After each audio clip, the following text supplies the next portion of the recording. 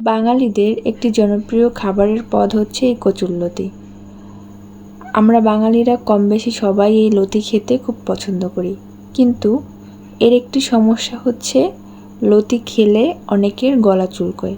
সেটা হতে পারে রান্নার প্রসেসের জন্য, বা হতে পারে আপনি যদি কোনো ছায়া জায়গার থেকে লতি সংগ্রহ করেন সেক্ষেত্রে। তবে এই রেসিপিটা ফলো করলে যদি আপনার লতিটা ছায়া জায়গার না হয় তাহলে একদমই গলা চুলকোবে না। আমি সেভাবেই আপনাদের জন্য এই রেসিপিটা তৈরি করেছি, যাতে এটা আপনারা সহজেই দেখে শিখে নিতে পারেন কিভাবে কচুরলতিটা রান্না করা যায়। প্রথমে এটা কেটে নিচ্ছি। আঁশ ছাড়াতে হবে। যদি তাজা থাকে তাহলে আপনি আঙুল দিয়ে আঁশ ছাড়িয়ে নিতে পারবেন, নাহলে বটির সাহায্য নেবেন। লতিগুলো কাটা হয়ে গেছে, এবার ধুয়ে নিয়েছি এবং এটার যতটা জল আছে চেষ্টা করব ঝরিয়ে নেওয়ার জন্য। সাথে এখানে কেটে নিয়েছি বেশ অনেকটা পরিমাণে পেঁয়াজ, রসুন আর কাঁচা লঙ্কা। আমি রান্নাটা সরিষার তেলে করব, তাই এখানে পরিমাণ মতো তেল দিয়ে দিচ্ছি। তেলটা গরম হলে এখানে আমি দিয়ে দেব চিংড়ি মাছ।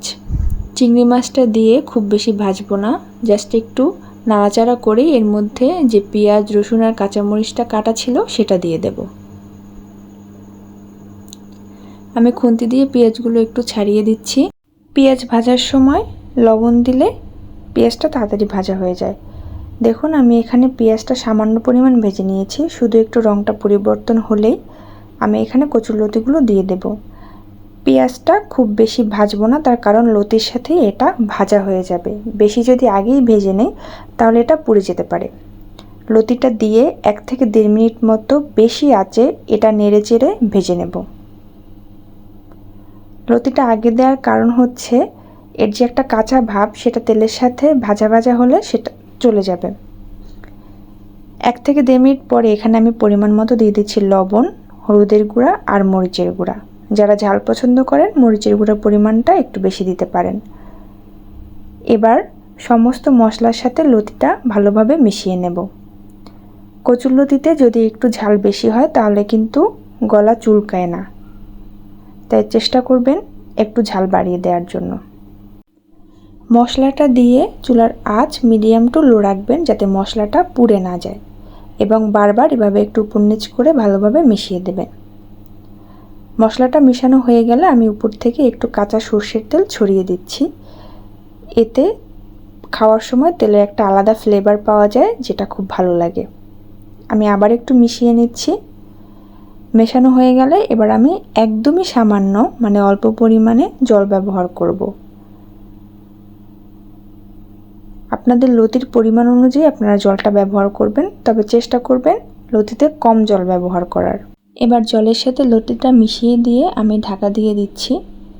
রান্নাটা কিন্তু ঢাকা দিয়ে রেখে দিলে হবে না, বারবার করে একটু নাড়া দিতে হবে, এবং চুলোর জাল কিন্তু অবশ্যই লো করে রাখতে হবে, যাতে লতিটা নিচ থেকে ধরে না যায়।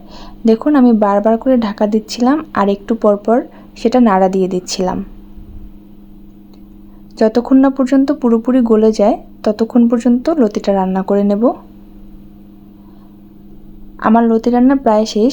একটা দিক দেখুন এভাবে পোড়া পোড়া হয়ে গিয়েছে উপর সাইডটা, এবং নিচের যে সাইডটা আছে সেটা আবার এইরকমভাবেই আমি একটু ভেজে নিচ্ছি। এই সময় চুলার আঁচ মিডিয়াম রাখবেন, সেভাবে করে ভেজে নেবেন, আর ঢাকা দেওয়ার প্রয়োজন নেই।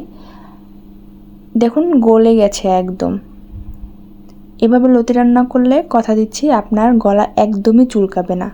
আমি কড়াই থেকে ছাড়িয়ে নিচ্ছি, এবার নামিয়ে নিলেই হয়ে যাবে।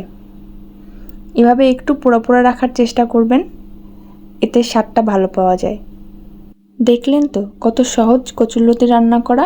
এভাবে কিন্তু অবশ্যই একবার বাড়িতে ট্রাই করতে হবে, এবং আমাকে কমেন্ট করে জানাতে ভুলবেন না যে কেমন লাগলো আমার এই রেসিপি আপনাদের। আমার চ্যানেলটির রেসিপিগুলো যদি আপনাদের ভালো লাগে তাহলে অবশ্যই সাবস্ক্রাইব করবেন, লাইক করবেন। ধন্যবাদ।